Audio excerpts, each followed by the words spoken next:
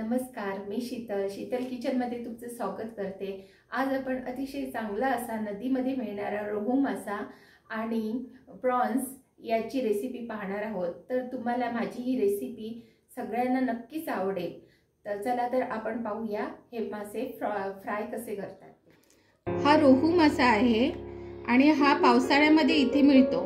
हा नदीचा मासा आहे, हा नदीमध्ये मिळतो, समुद्रामध्ये नाही। आणि हे प्रॉन्स आहेत। आता हा रोहू मासा स्वच्छ धुवून घेणार आहे आणि हे प्रॉन्स आहेत ते पण मी साफ करून घेणार आहे। साफ करताना हे याचं पुढचं भाग असतो तो काढायचा आणि हे मधलं काढायचं व याच्यामध्ये एक रेषा असते तीही काढायची।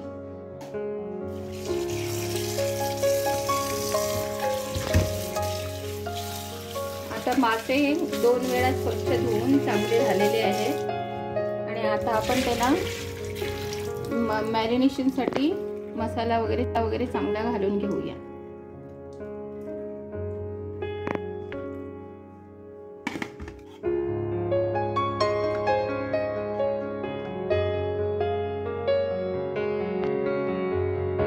मॅरिनेशन साठी प्रथमतः आपण मीठ घालूया।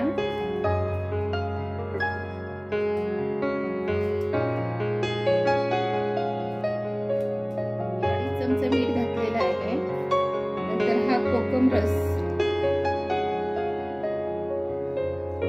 रसाने चांगलं आंबट चव येते आणि मासे म्हटले की कोकम रस हवाच।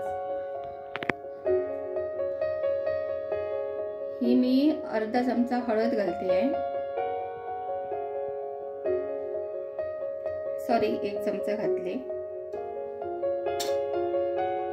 आणि आता हा लाल मसाला, हा घरगुती लाल मसाला आहे, चांगले 3 चमचे मी घातलेला आहे। हा मसाला आता चांगला लावून घ्यायचा।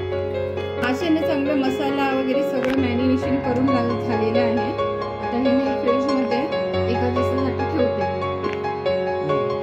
आता आपण प्रॉन्स मॅरिनेशन करणार आहोत, त्याच्यासाठी मी हे मीठ घालते, अर्धा चमचा मीठ घातलेला आहे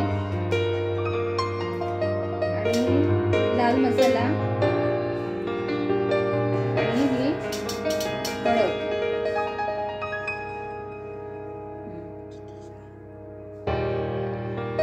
अर्धा चमचा हळद आहे, 1 चमचा लाल मसाला आहे आणि अर्धा चमचा मीठ घातलेला आहे आणि हे 2 टीस्पून हे घातले आहे कोकम रस आहे।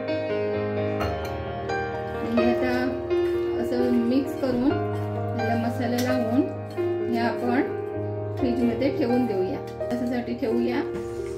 आणि सर्वात महत्त्वाची गोष्ट म्हणजे मॅरिनेशन साठी ही कोथिंबीर घेतलेली आहे, हे आलं, लसूण आणि ह्या 4 मिरच्या घेतलेल्या आहेत। यांची आता मी पेस्ट करते। त्याच्यात थोडंसं पाणी घालूया आणि हे आता मिक्सरला चांगलं ग्राइंड करून घेऊया। ही आता चांगली पेस्ट तयार झालेली आहे आणि ह्याच्यात आपण माशांसाठी आपण हे 2 चमचा पेस्ट घालूया आणि ही माशांना अशी चांगली लागून 20 मिनिटं ठेवून देऊन नंतर हे मासे आपण फ्राय करूया। प्रॉन्ससाठी मी 1-1.5 चमचा पेस्ट घालून यांना चांगली लावून घेते। हे आता चांगल्या हाताने यांना लावून घेतलेले आहे। हे आता बस लावून झालेलं आहे आणि हे मी तांदळाचे पीठ घेतलेले आहे, रवा आहे, थोडीशी हळद, थोडंसं लाल तिखट आहे आणि थोडीशी धना पावडर आहे आणि याच्यात मी आता थोडंसं मीठ घालते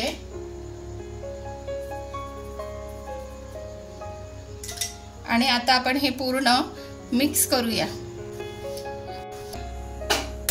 गॅस ऑन करते आणि मीडियम फ्लेमवर लोखंडाचा तवा आहे, लोखंडाचा तवा मीडियम गॅसवर ठेवलेला आहे आणि आता आपण हे फिश त्याला चांगला रवा लावून चांगली फ्राय करून घेऊया। प्रथमतः असं सुका रवा घालून असे ठेवायचे आणि नंतर तेल सोडायचं. तव्याला चिटकत नाही, रवा चिटकत नाही, चांगला फिशलाच धरून राहतो. आता मी तेल सोडते.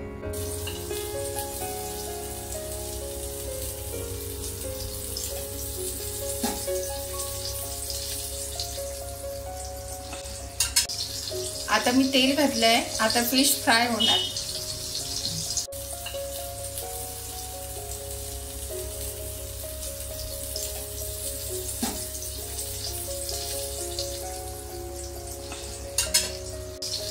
आता मी तेल घातलंय. आता फिश फ्राय होणार. आता हे मासे चांगले फ्राय झालेले आहेत, चांगले कुरकुरीत फ्राय झालेले आहेत. आता आपण ते प्लेटमध्ये काढून घेऊया आणि याच तव्यावर मी कोळंबी घालून घेते.